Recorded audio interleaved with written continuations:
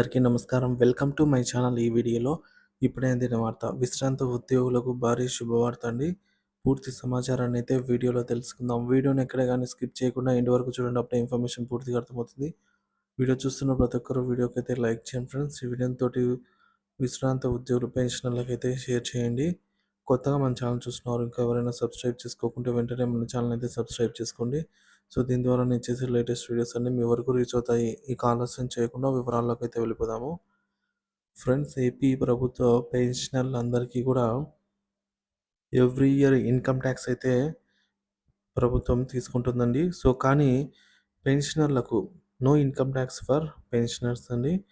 All retiree members please initiate a momentary retired person after rendering 30 to 36 years of service to the government or the department where he worked, and for all his services and the deputy pay him department pay him salary, which is of course treated as income, is liable for income tax, but after retirement he is paid pension as superannuation fund for this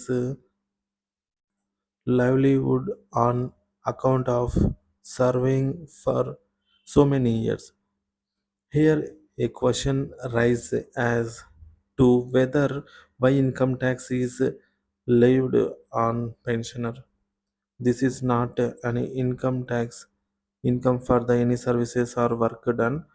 So this is only a deferred wage by the department to the employee who have served the department for many years.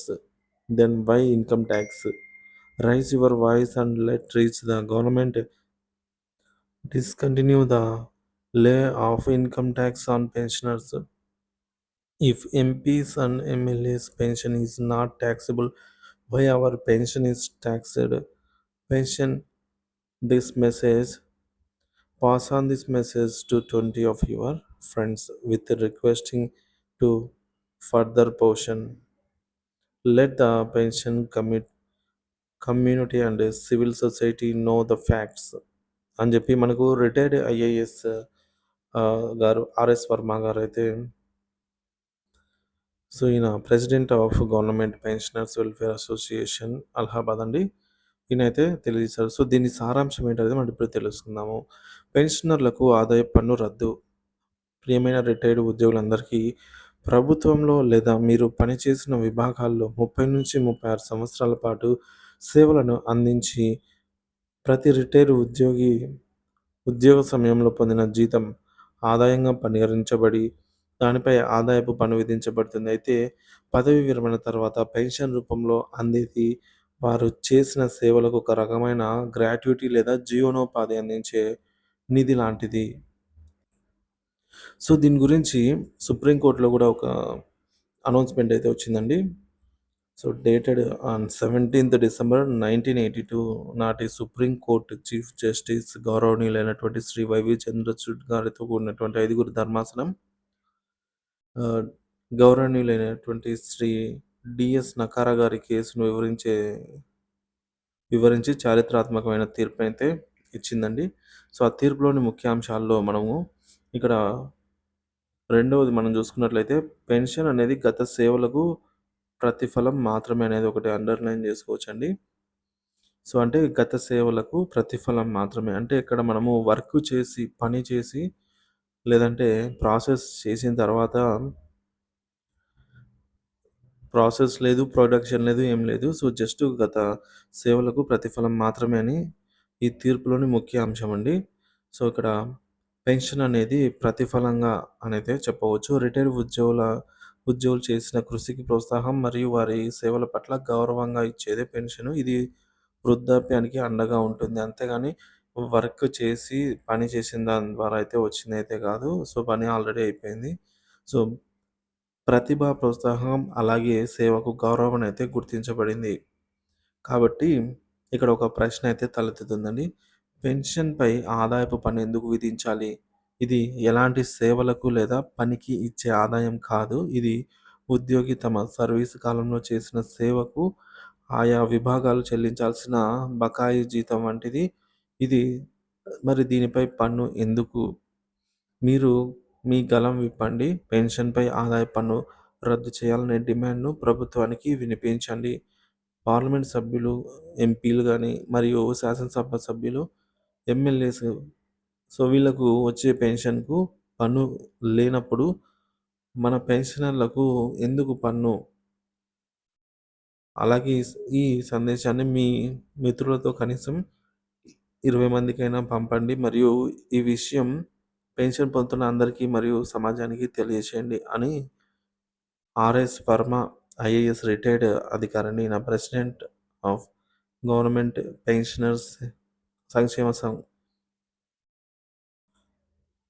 సంక్షేమ సంఘం అంటే assist welfare association Allahabad అండి. ఈయన చెప్పేదాని ప్రకారంగా pension అనేది గత సేవలకు ప్రతిఫలం మాత్రమే. దీనికి పెన్షన్ అనేది ట్యాక్స్ అనేది ఉండకూడదు.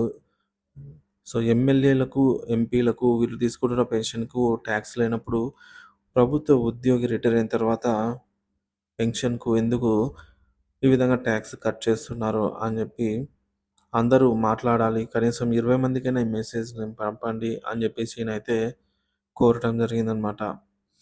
ఈ సందేశం పెన్షనర్ల యొక్క ఆర్థిక హక్కుల కోసం పోరాటం కోసమైతే ఆయన ఈ విధంగా తెలపడం జరిగింది. పెన్షన్ అనేది రిటైర్ ఉద్యోగుల జీవనాధారం. దీనిపై పన్ను వేయడం సమంజసం కాదు.